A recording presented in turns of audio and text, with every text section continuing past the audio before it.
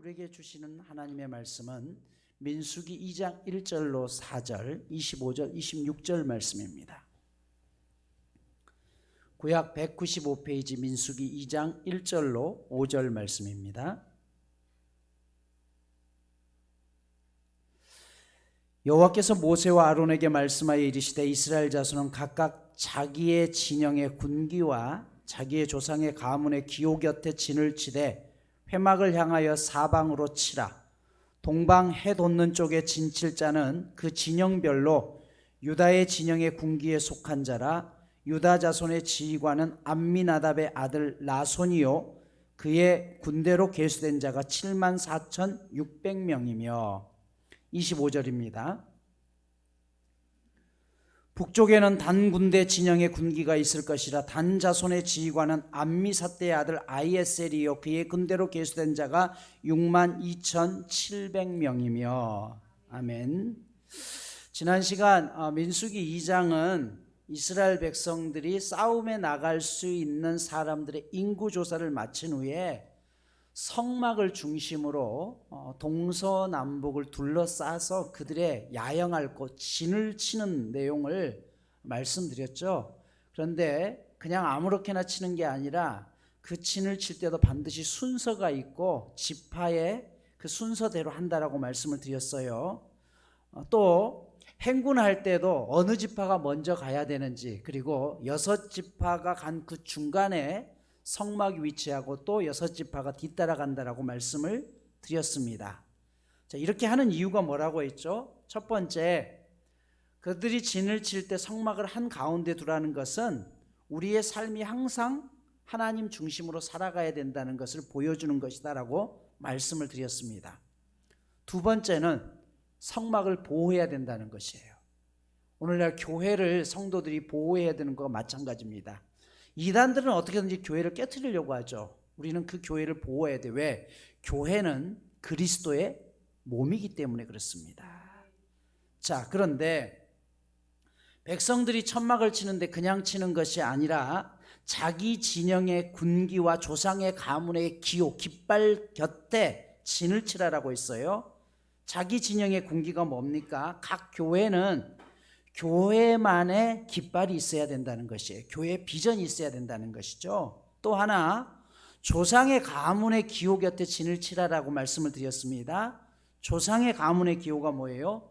여러분 가정에서 추구하는 가정의 신앙적인 비전이 있어야 된다는 것이에요. 우리가 살아가는 동안 생활이 마치 망망대해를 여행하는 배와 같다라고 했어요. 그래서 배에 있어서 가장 중요한 것은 동력이겠죠. 엔진입니다. 그리고 그 방향을 조절하는 키입니다. 또 내가 가는 방향이 제대로 가고 있는지 확인할 수 있는 나침판이 필요하다라고 했어요. 또 하나 중요한 게 뭐라고 했어요? 배에 물이 새면 안 된다는 것이에요. 그 물이 새는 것이 뭐예요? 가다가 어떤 상황들을 만날지 모르잖아요. 그때 나를 잡아주고 이끌어주는 사람들이 누구라고요? 가족들이라는 것이에요. 그래서 홀로 신앙생활을 하는 게 아니라 가문의 기호 때 교회 안에서도 우리가 함께 속해야 되는 이유가 뭐예요? 인생이라는 항해 가운데 수없이 많은 파도와 바람을 맞서다 보면 때로는 깨지고 아파하잖아요. 그때 나를 이끌어줄 사람들이 필요하기 때문에 가문과 또 그 진영의 군기 아래 우리가 모여야 됨을 말씀을 드렸습니다. 자, 그런데 오늘 이 본문에 보면 그들이 진을 치고 행군할 때도 아까 순서가 있다라고 했는데요. 그 순서에 항상 중간에 보면 가장 선두에 위치한 지파가 유다 지파입니다. 이스라엘의 12지파는 야곱의 12아들을 중심으로 이루어졌다는 거 여러분 잘 아시죠? 그 중에 첫 번째 아들이 누굽니까? 르우벤이에요. 여러분 우리나라도 장자가 중요하지만 이스라엘 백성들에게 있어서 이 장자권은 매우 중요합니다. 왜냐하면 장자는 우선적으로 왕권을 이어받을 수 있어요. 두 번째, 제사장권을 이어받을 수 있는 권한이 그들에게 있는 권리가 먼저 장자에게 있었어요. 장자가 능력이 안 되면 차자가 안 되면 셋째, 이렇게 이어지는 것입니다. 그런데 이상한 것은 12지파가 야영할 때 성막의 문은 동쪽에 있었습니다. 성막 가장 가까운 동쪽의 첫 번째로 위치한 지파가 장자였던 누벤이 아니라 넷째였던 유다 지파였다는 사실이에요. 또 행군할 때도 장자였던 누벤이 이끌어가야 되는데 어찌된 일인지 넷째였던 유다가 가장 선두에 서서 그 군의 모든 진영을 이끌어갔다는 것이에요. 여러분, 유다는 서열상 한참 뒤에인 넷째 아들입니다. 그러면 왜 하나님께서 첫째, 둘째, 셋째를 제끼고 넷째 아들이었던 유다 지파로 하여금 성막 가장 가까이 동쪽 문 옆에 또 행군할 때도 리더에 서서 그들을 이끌어내라고 이야기했을까요? 그 이유는 하나님이 유다에게 장자권을 주셨기 때문에요.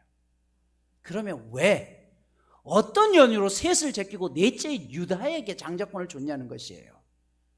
유다는 항상 살리는 역할을 했던 사람입니다. 이게 중요한 거예요. 요셉이 아버지 야곱으로부터 편애를 받자 형들이 시기가 생기죠. 요셉이 10대였을 때 형들이 양을 치러 멀리 가 있는 동안 형들을 만나기 위해서 요셉이 오자 형들이 어떻게 해요? 저놈 죽여버리자라고 이야기하죠. 그리고 그를 구덩이에 넣습니다. 나중에 이때 구덩이에 던져진 요셉을 그냥 내버려두면 죽으니까 죽지 말고 차라리 구덩이에서 끄집어내서 미디안 상인들에게 파는 게 낫지 않겠느냐라고 그 요셉을 구덩이에서 끄집어냈던 사람이 누구냐면 유다예요. 그래서 요셉이 살 수가 있었습니다. 그걸로 끝이 아니죠. 그렇게 팔려갔던 요셉이 애굽의 총리로 있을 때 전 세계에 극심한 흉년이 들자 애굽으로 형들이 곡식을 사러 갑니다. 이때 요셉은 애굽의 국무총리가 되어 있었고 그 형들을 알아보지만 총리의 자리에 있었던 요셉을 형들은 몰라보죠. 요셉이 형들을 정탐꾼으로 몰아세운 뒤에 형들을 3일 동안 옥에 가둡니다. 나를 팔았으니까 그 복수다 이런 뜻입니까? 아니죠.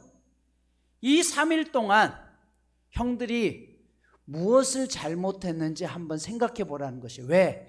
애굽은 형들이 요셉을 팔았던 나라이기 때문에 그렇죠.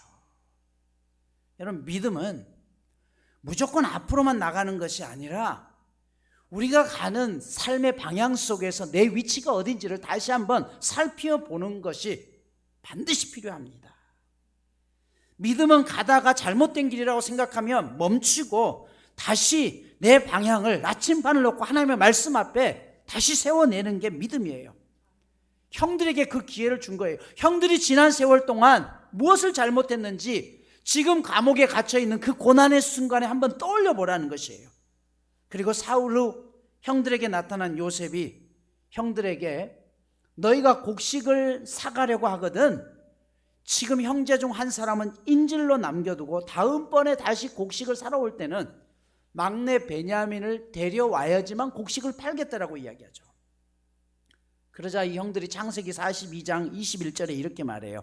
우리가 아우로 말미암아 범죄하였도다. 그가 우리가 애걸할 때에 그 마음의 괴로움을 듣고도 듣지 아니하였으며 이 괴로움이 우리에게 임하였도다라고 이야기해요. 즉 사흘 동안 감옥에 갇혀서 그들이 사흘을 돌이켜본 다음에 그들이 무엇 때문에 옥에 갇혔는지를 그제서야 깨달았다는 것이에요. 그래서 그 깨달음을 알 수 있는 구절이 우리의 아우라는 단어예요. 여러분, 형들이 맨 처음에 요셉을 미디안 상인들에게 팔아 넘기고 난 다음에 아버지에게 가서 뭐라고 이야기하냐면 창세기 37장 32절에 보면 그의 채색 옷을 보내어 그의 아버지에게 가지고 가서 이르기를 우리가 이것을 발견하였으니 아버지 아들의 옷인가 보소서라고 이야기해요. 내 동생의 옷이 아니라 아버지 이 옷이 아빠 아들의 것인지 한번 봐요. 여러분, 정상적으로는 뭐예요? 아빠 우리 동생 옷 아니에요 이거? 짐승이 잡아가 봤나 봐요. 그렇게 얘기해야 되는데 우리 아우가 아니라는 거예요. 요셉은 그냥 당신의 아들일 뿐입니다. 편애하는 아버지에 대한 시였죠. 그런데 그들이 3일 동안 감옥에 있으면서 뭐라고 했어요? 우리의 아들, 우리 아우의 죄값을 우리가 치르게 되었다라고 그가 고백하는 것이죠. 그들이 그제서야 뭘 잘못했는지 알아요.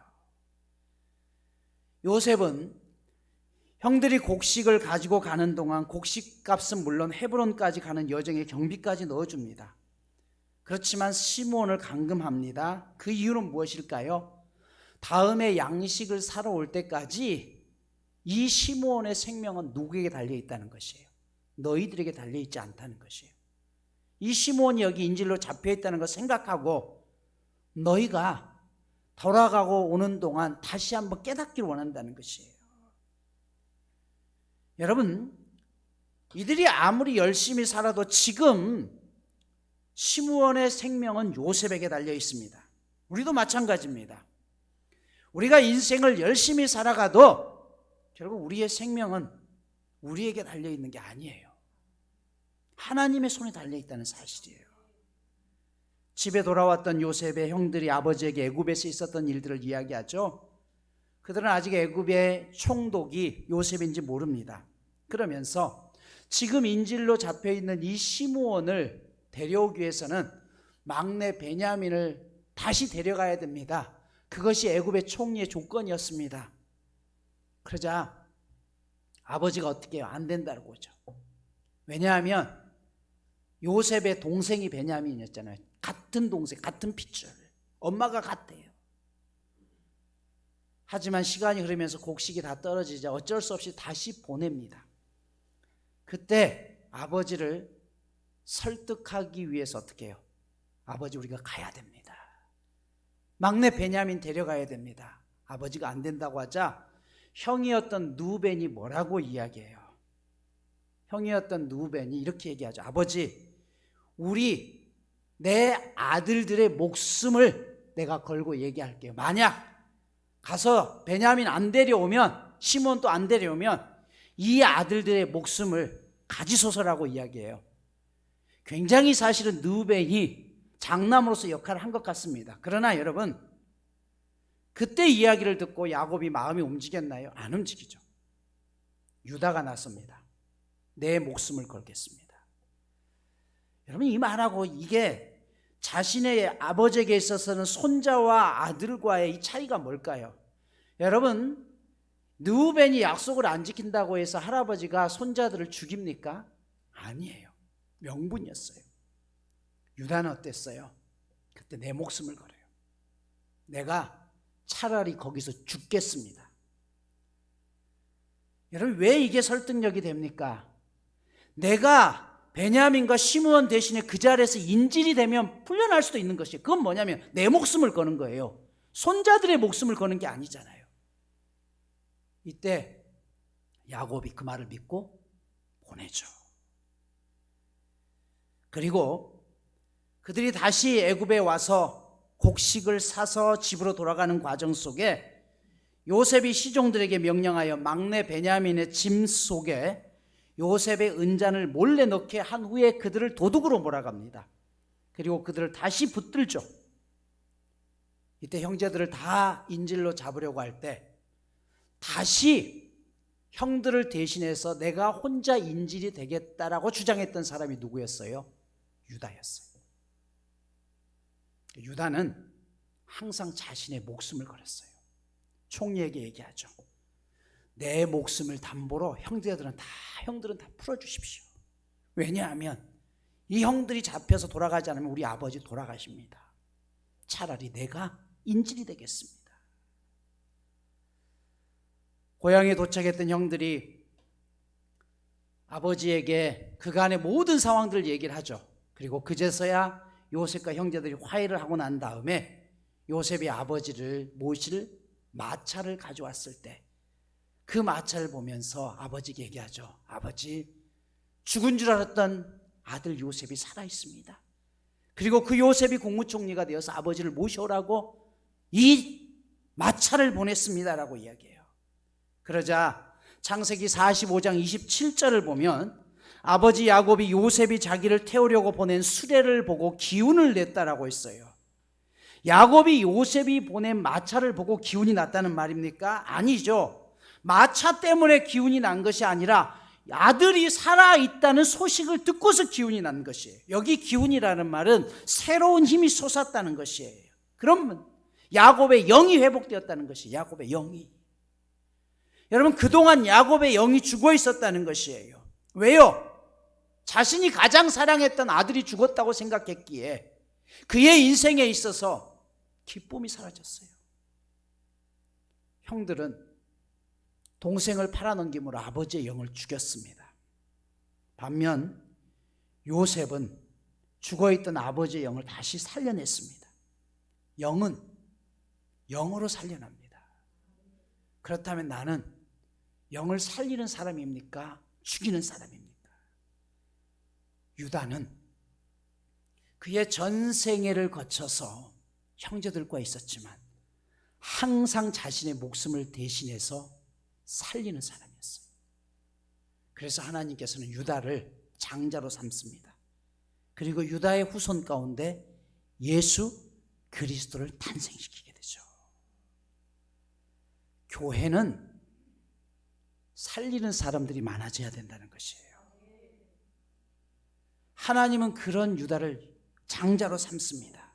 그래서 성막의 입구가 동쪽에 위치해 있기에 동쪽에서 하나님께 들어오라고 말씀하신 그 입구에 유다 지파를 진치게 해서 가장 하나님과 가깝게 했다는 것이에요. 행군할 때도 맨 선두에 서게 했습니다. 여러분, 하나님께서 이것을 통해서 우리에게 주신 교훈이 무엇입니까? 교회 안에서 앞장서서 리더의 역할을 감당하는 사람은 내가 신앙생활을 열심히 했고 이 교회에 먼저 왔고 그것이 중요한 게 아니라 반드시 영적으로 사람들을 살리는 사람을 리더의 자리에 세워야 된다는 뜻이에요. 굉장히 중요한 원리죠. 우리는 자꾸 리더를 사회적인 배경들, 또 이 사람이 얼마나 많은 것을 가졌느냐, 또 얼마만큼 리더십이 있느냐, 그런 것들을 따집니다. 물론 그것들을 다 100% 배제할 수는 없겠죠. 그러나 오늘 민수기 2장에서는 군사로 세운 사람들 가운데 교회의 일을 앞장서서 이끌어가는 사람은 반드시 영을 살리는 사람이어야 된다는 것이에요. 왜요? 그렇지 않으면 그 일을 추진하는 데 가운데 있어서 인간적인 생각이 들어가다 보면 반드시 교회 안에 분란이 일어나기 때문이라는 것이죠. 그래서 살리는 사람을 리더로 세우고 그 살리는 사람이 누구냐? 성막과 가장 가까이 있는 하나님 앞에 언제든지 예배자로 설 수 있는 사람들을 리더로 세우라는 것입니다. 그런데 여기서 끝이 아니에요. 오늘 본문 25절, 26절은 맨 뒤 후미를 책임지는 또 하나의 지파를 이야기합니다. 그 지파가 누구예요? 단지파입니다. 유다 지파 다음으로 많은 수를 차지하기도 했습니다마는 행진을 하게 되면 유다 지파를 중심으로 한 세 지파가 맨 앞에 섰고 맨 마지막 대열에 단 지파를 두령으로 한 나머지 또 다른 두 지파가 함께 행군을 하게 됩니다. 행군할 때 뒤를 따르는 지파는 다른 이들보다 능력이 없어서가 아니에요. 실제로 인구수도 지파 중에 유다 다음으로 많은 능력을 가진 지파였습니다. 전략상 후미는 최전방 못지않게 중요한 자리입니다. 여기서 잠시 스펄전 목사님의 글을 인용하면 스펄전 목사님 이렇게 말씀해요. 낙오자가 생기면 그들을 챙겨 행렬 속으로 다시 끌어들이고 이스라엘 군이 들판에 떨어뜨리고 간 것이 있으면 그것들을 다 주워 모아야 하는데 그런 일을 맨 끝에 있던 단지파가 있습니다. 불같은 영을 가진 사람들은 새로운 진리를 배우기 위해 그리고 더 많은 영혼들을 예수님께 인도하기 위해 아무도 밟지 않는 길을 용감하게 밟으며 앞으로 나아갈 수 있습니다. 그러나 부드러운 영을 가진 사람들은 주위를 천천히 살피며 기죽은 영혼들을 회복시키는 일에 헌신할 수 있습니다. 어느 자리나 다 해야 할 일이 있습니다. 그러므로 좀 천천히 움직이는 하나님의 자녀들도 자기만이 할 수 있는, 그래서 전체 군대에 큰 축복이 될 수 있는 소중한 자리를 발견하게 됩니다. 여러분, 단지파의 역할은 뭐냐 하면 맨 후미에 있으면서 뒤처진 사람들, 또 앞으로 정신없이 가느라고 떨어뜨린 물건들이 있으면 그것을 챙겨서 함께 마지막까지 완주할 수 있도록 도와주는 역할을 하는 사람이 단지파였다는 것이에요.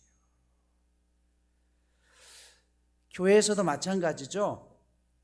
가끔 수련회를 가거나 어디를 이동할 때 차가 여러 대의 차가 움직일 때가 있습니다. 그때 맨 앞에 선두 차량은 누굽니까? 길을 잘 아는 사람이에요. 그리고 맨 마지막에 따라오는 후미 차량은 운전에 있어서 가장 노련한 자입니다. 그렇죠? 그리고 어떻게 해요? 그것을 끼워주는 거죠. 앞차가 오면 막아주고 다른 차들이 들어오지 못하도록 중간에 있는 사람들을 보호하면서 앞에서 끌어주면 뒤에서는 밀어주면서 그 길을 함께 가는 것입니다. 여러분, 많은 사람들이 내 이름이 나야 되고 내 영광이 드러나야 됩니다.